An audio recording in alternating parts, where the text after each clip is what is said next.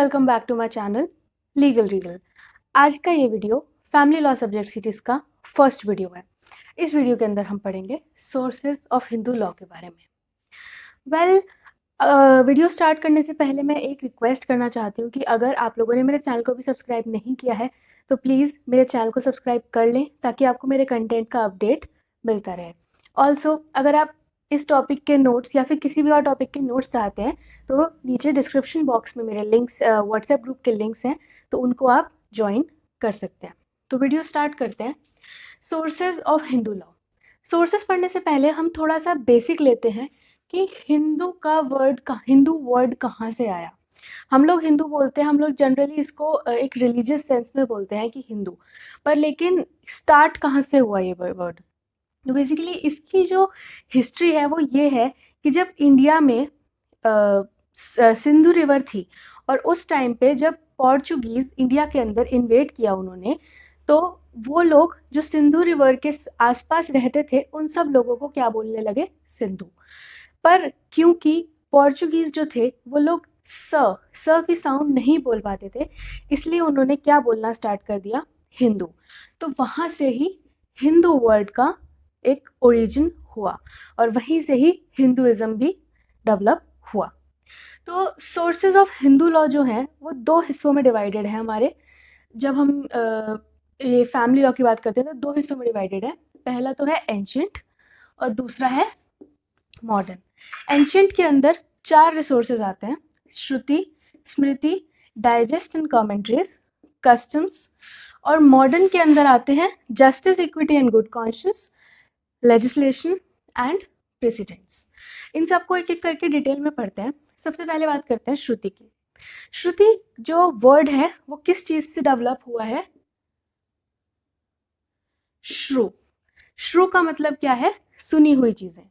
तो जब पुराने ज़माने में जो ऋषि मुनि होते थे तो उन लोगों को जब डिवाइन रेवलेशंस होती थी, इसका जो कीवर्ड है वो है डिवाइन रेवलेशंस, कि भगवान ने खुद जो चीज़ बोली और ऋषि मुनियों ने एज इट इज़ जो चीज़ लिख दी, सुनकर जो चीज़ लिख दी, वो चीज़ क्या कहलाई, वो चीज़ कहलाई श्रुति। श्रुतियों के अंदर हमारे 4 वेद हैं जो कि हम श्रुति के अंदर पढ़ते हैं, ऋग्वेद, सामवेद, यजुर्वेद एंड अथर्ववेद। ये 4 वेद हम श्रुतियों के अंदर पढ़ते हैं, जिसमें से ऋग्वेद हमारा ओल्डेस्ट है। इसके बाद बात करते हैं स्मृति की। स्मृति किस वर्ड से बना है, स्मृति जिस वर्ड से बना है वो है स्मृ। स्मृ का मतलब क्या है, दिमाग या फिर कोई भी ऐसी चीज जो कि याद रहे। तो अब यहाँ क्या हुआ कि जो चीज ऋषि मुनियों को एज इट इज भगवान ने बोली और उन्होंने एज इट इज लिख दी, वो चीज तो श्रुति की कैटेगरी में आ गई। तो स्मृति की कैटेगरी में क्या है, स्मृति की कैटेगरी में वो चीज आई जो कि ऋषि मुनियों को जब भगवान जी ने कुछ कुछ बोला उसके बाद उन्होंने कुछ चीजें तो लिख दी जो कि श्रुति में आ गई, पर कुछ चीजें जो नहीं लिख पाए पर उनको याद थी, तो उन्होंने अपनी याद से जो चीजें लिख दी वो हुए स्मृति। वो चीजें स्मृति के अंदर आई। इसके अंदर 2 चीजें आती है, एक तो धर्म शास्त्रास और एक धर्म सूत्रास। धर्म शास्त्रास का मतलब इन दोनों में कोई ज्यादा डिफरेंस नहीं है, बस इतना मतलब है कि जब धर्म शास्त्र की बात कर रहे हैं तो वो एक प्रोज की फॉर्म में लिखी हुई थी, पैराग्राफ फॉर्म में, एंड जब हम धर्म सूत्रास की बात करते हैं तो वो पोयम फॉर्म में लिखी गई थी। बस इतना ही डिफरेंस है। इसके बाद अगला जो एंशिएंट सोर्स है वो है डाइजेस्ट एंड कमेंट्रीज। अब क्या हुआ कि अभी तक तो श्रुतिज एंड स्मृतिज के टाइम पे हम ऋषि मुनियों की बात कर रहे हैं कि जिन लोगों को भगवान ने कोई चीज बोली और उन्होंने या तो सुन के लिख दिया या फिर अपने याद से लिख दिया, कि उनको जो भी चीज याद है। डाइजेस्ट एंड कमेंट्रीज के अंदर क्या होता था, लोग अपने व्यूज जताने लगे। अभी तक श्रुति एंड स्मृति में जो व्यूज थे वो भगवान के ही थे कंप्लीटली, मतलब कि डिवाइन रेवलेशंस थे, जो कि बोला जाता है डिवाइन रेवलेशंस थे, जिससे श्रुति बनी और उसी से ही स्मृति बनी। डाइजेस्ट एंड कमेंट्रीज में क्या हुआ कि जो लोग हैं, जो थिंकर्स थे या फिर फिलोसोफर्स कह सकते हैं, वो लोग अपनी चीज़ें डिवाइस करने लगे, अपने थॉट्स को लिखने लगे कि उनके अकॉर्डिंग हिंदू लॉ या फिर कोई भी चीज़ क्या है। तो इन टाइप की डाइजेस्ट एंड कमेंट्रीज से हमने हिंदू लॉ अपना डिवाइस किया है। ये उसका 3rd एंशिएंट सोर्स है।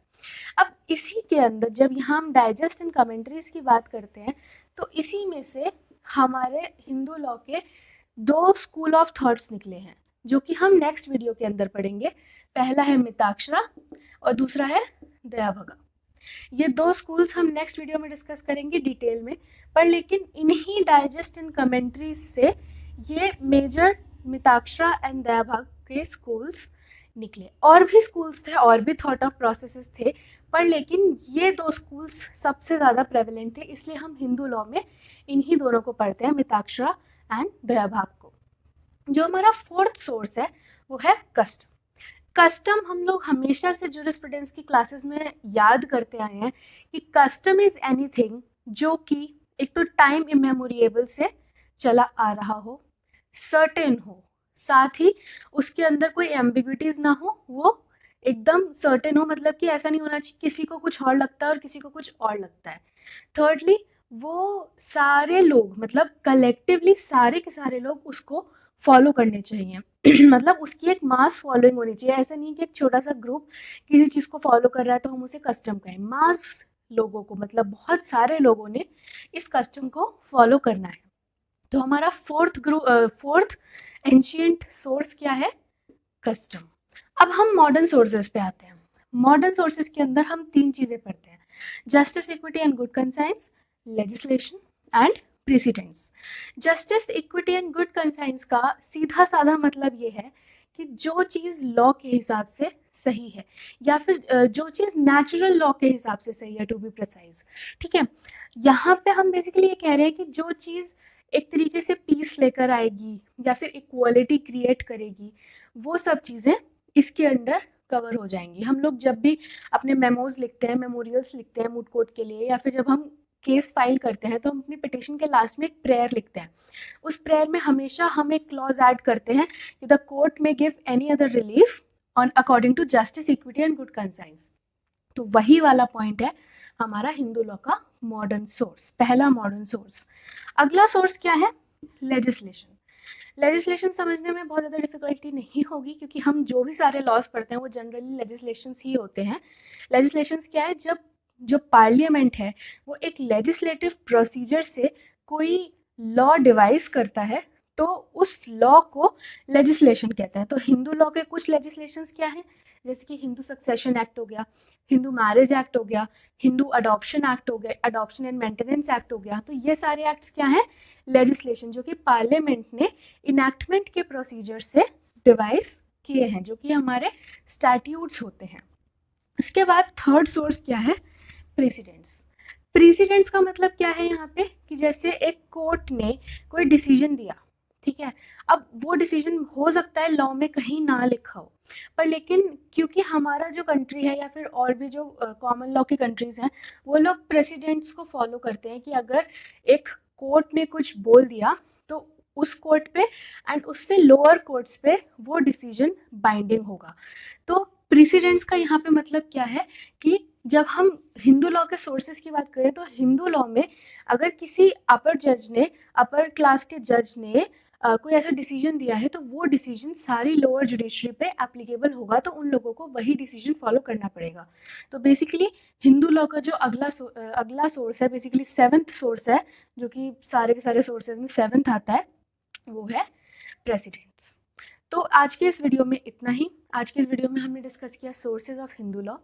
तो अगर आपको ये वीडियो अच्छा लगा हो तो प्लीज़ लाइक करना ना भूलें। साथ ही कमेंट सेक्शन में मुझे बताएं अगर मैंने कोई चीज़ मिस कर दी हो या फिर कोई चीज़ आपको समझ ना आई हो, तो वो ज़रूर मुझे कमेंट सेक्शन में बताएं। उसके अलावा मेरे चैनल को सब्सक्राइब करना ना भूलें, ताकि आपको मेरे चैनल का जो कंटेंट है उसके अपडेट्स हाथ के हाथ मिलते रहें। ऑल्सो अगर आप मुझसे कनेक्ट करना चाहते हो पर्सनली, तो फिर व्हाट्सएप ग्रुप के लिंक्स डिस्क्रिप्शन बॉक्स में नीचे दिए हुए हैं।